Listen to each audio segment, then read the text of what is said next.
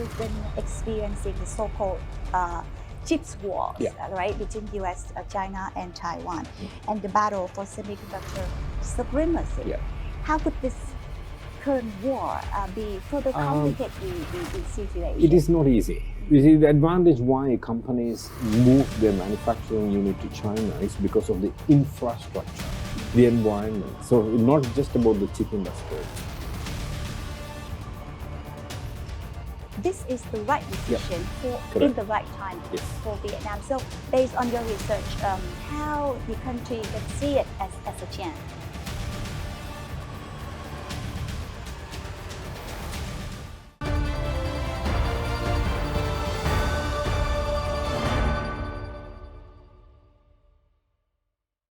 Xin kính chào quý vị. Thưa quý vị, năm 2022, ngành công nghiệp chip bán dẫn toàn cầu dự kiến đạt khoảng 600 tỷ đô la.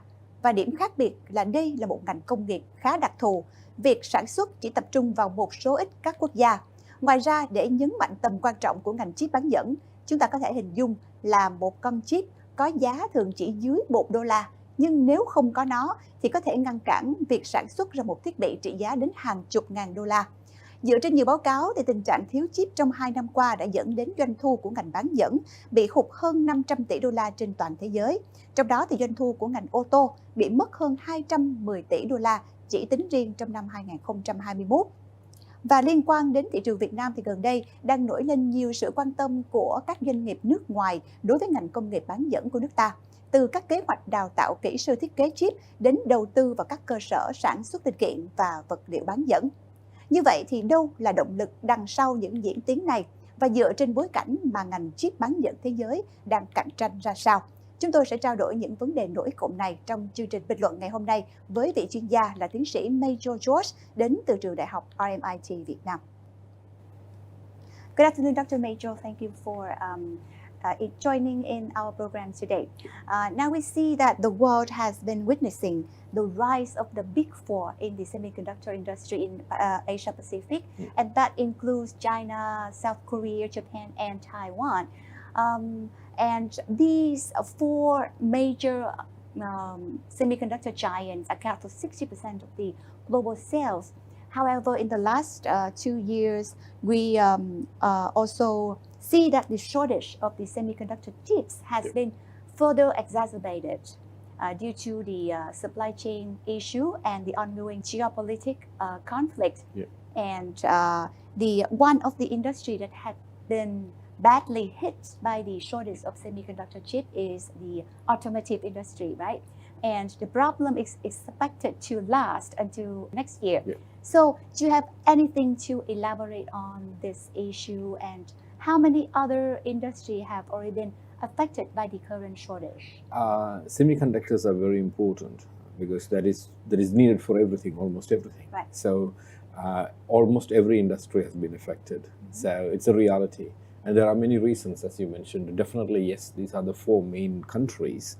And these countries are now facing problems. For example, zero COVID practices in China definitely affected the manufacturing of the chips. And developed countries like US or Australia or all these developed countries also depend to an extent on chips from Asian countries. So what is happening right now is it's not going to be over in the next 1 year. Definitely it won't be, because semiconductor or manufacturing of these things cannot be done overnight. It needs a lot of technology, it needs a lot of expertise, it needs a lot of investment. So it takes time. So, but now countries are realizing the over-dependence of any other country, because if there is an issue on the other country, then it definitely going to have an impact on them. So now almost all the countries, including the West and the Europe, US and the Europe and other countries, are trying to develop and encourage companies to manufacture semiconductors in their own country. So that way, there are many other advantages as well. For example, Vietnam is a very good opportunity right now, because a lot of companies are moving out of China and they're looking for a right country, and Vietnam is one of the best choices for them because geographically we are located very close to China, and also our seas, we have a very long sea line, which is very important for our being a hub. The location, our geographical location is very important, and our people are very skilled, and we can train them. So I see a lot of potential for the country. And as I mentioned before, almost every industry has been affected.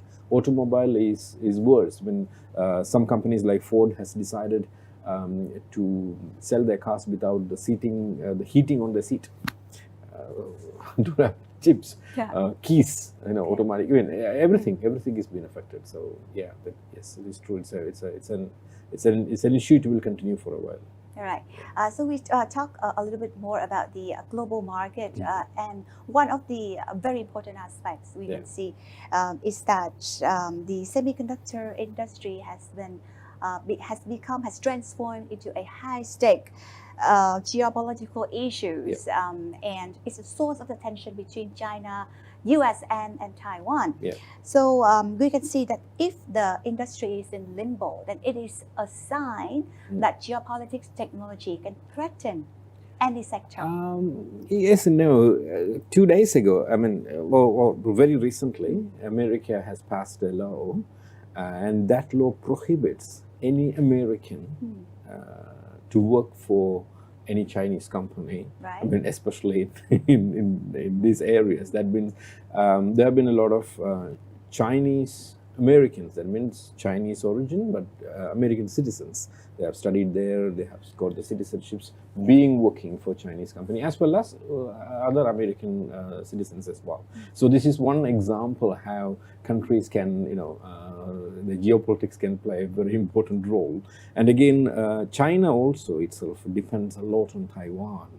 So we can also see that why China is really interested in Taiwan. So Taiwan is actually playing a very important role in this semiconductor business, and I'm sure that as you mentioned, the geopolitical play has a big impact, and we really have to see how the after effects of this game at the end of the day. But no country or no people, now we cannot go back to our bullock cart area. We need to go forward, and we need semiconductors. That's a reality. Sure. So however, we've been experiencing the so-called chips wars, right, between US, China, and Taiwan, and the battle for semiconductor supremacy.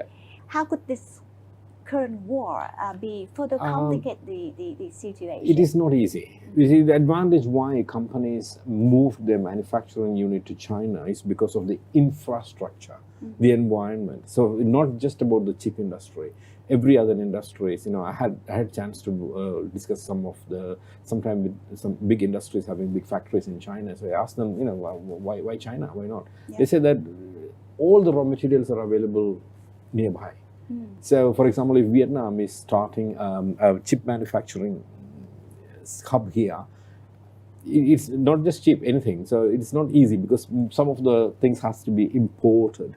We don't have. So, but China and Taiwan, they made that infrastructure in such a way, so they have the whole environment there. So that is one very important thing. So if any country wants to have that facility, then they have to build the whole environment. So it's not just one factory. It's not like, as I mentioned before, we cannot just simply start a factory or an assembling unit now.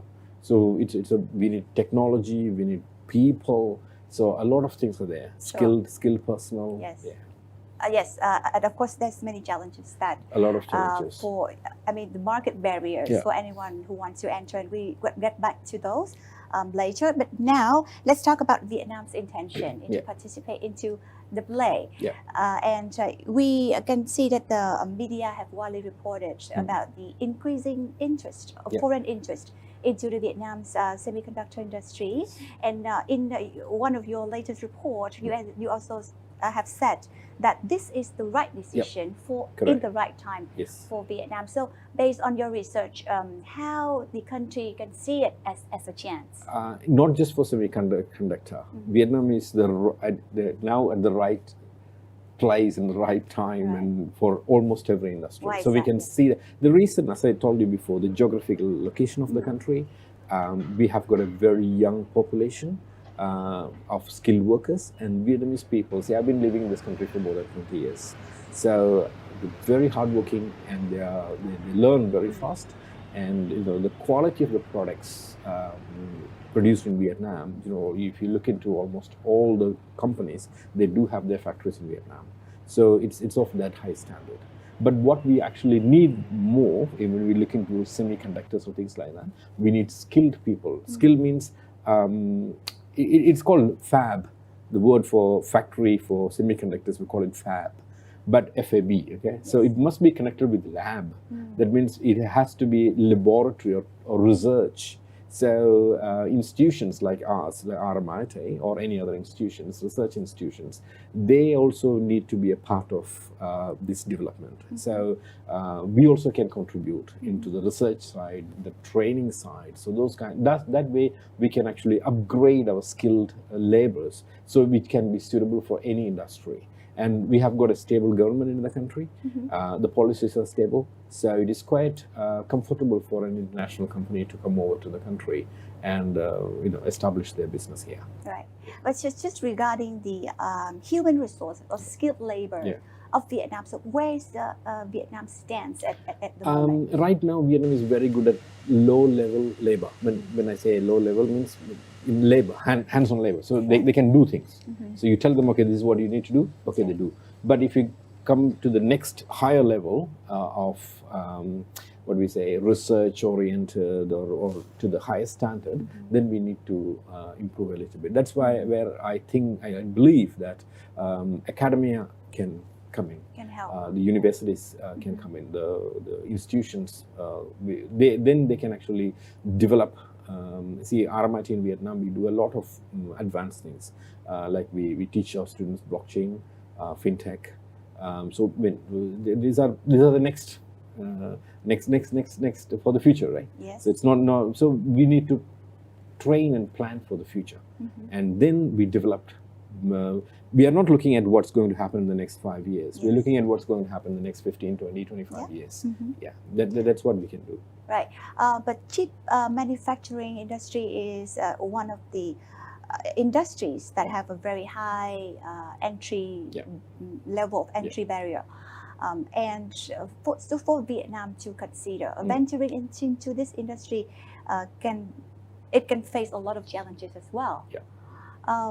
So what lies ahead for Vietnam? See, again, it depends on the investor side. For example, Samsung is investing a lot of money in Vietnam and a lot of big investment, huge investments in Vietnam. Intel has got one of the biggest factories in Vietnam. So companies are here. I mean, and they are willing, and they are coming to Vietnam. But what the government side has to do is to give infrastructure, all other support. I don't know, maybe tax benefits and some stimulative. Vietnam is very ideally located with a lot of young people, the young population. That's very important. Most of the countries sometimes don't have people.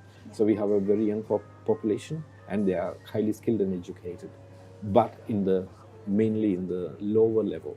So, for example, if you look into 2-3 levels, designing and implementing and packaging. So we can say that we are very good at packing or assembly. That level is fine. But we need to improve our skilled labor to the next level. Yes. So that way it helps the country also. For example, Vietnam is manufacturing chips.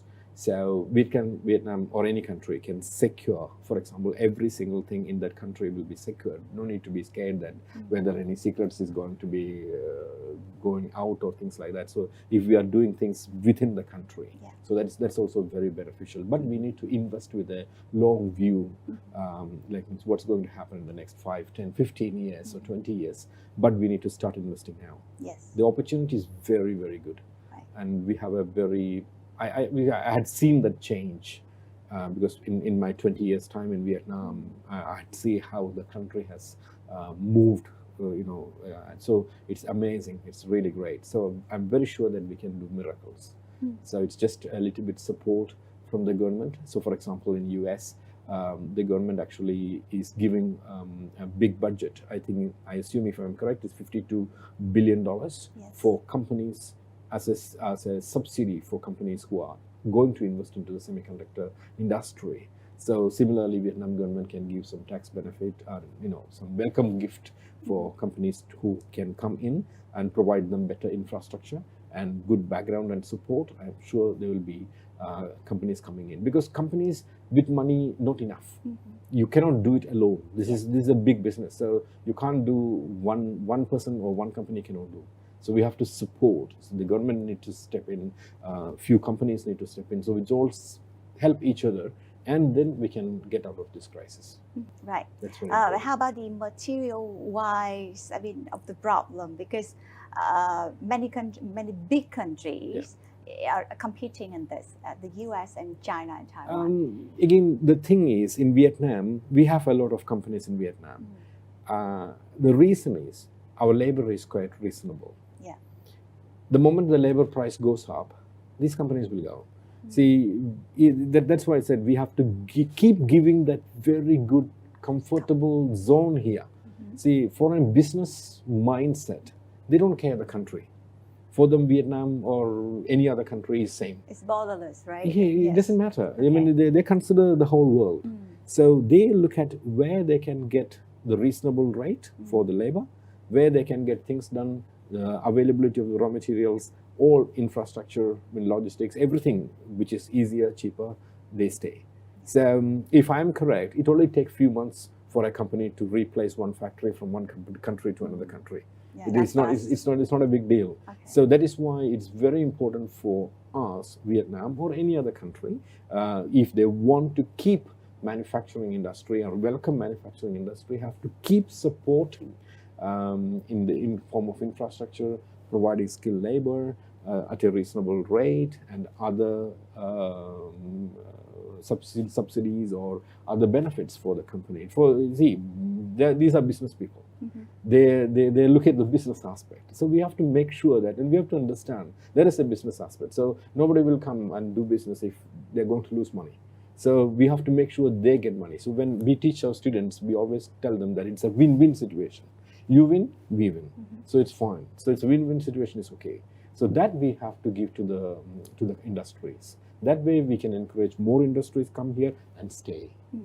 Not just a semiconductor, right? Just one more thing. It's about the competition in the region. So, is there any countries that head into the same direction with Vietnam? Most of my countries, including my country, India. I'm from India, so also in the same, because India is also equally like Vietnam is trying to attract those companies are actually moving out of China. For example, Apple is the biggest example. Apple nearly started a lot of production, even producing the latest phones. This is the first time in India they produce the Apple 14 Pro Max, if I'm correct. So that means there are many countries like India also trying. For example, Bangladesh is very famous for its textile thing. So they are attracting more textile companies to that. So every country is trying. That's why I said that's fine, that's okay. Yeah. There's no problem. So when this area, the countries are trying, the advantage is all the investors know that this area is good. So it's same like we jokingly say that when there is only one shop near my home, people normally don't buy that from shop because they think that they might not have everything here. But if there are few shops there, even though there are competition, but more business. So they see that, okay, there's an opportunity in the Southeast Asian area or the Asian subcontinent. So competition, I believe, is very good. But in that ways, what we survive is by giving better facilities. So we look after our people. Our people are benefited because they are getting jobs. We are having better roads, better facilities. So the people of the country benefited. Investors are benefited.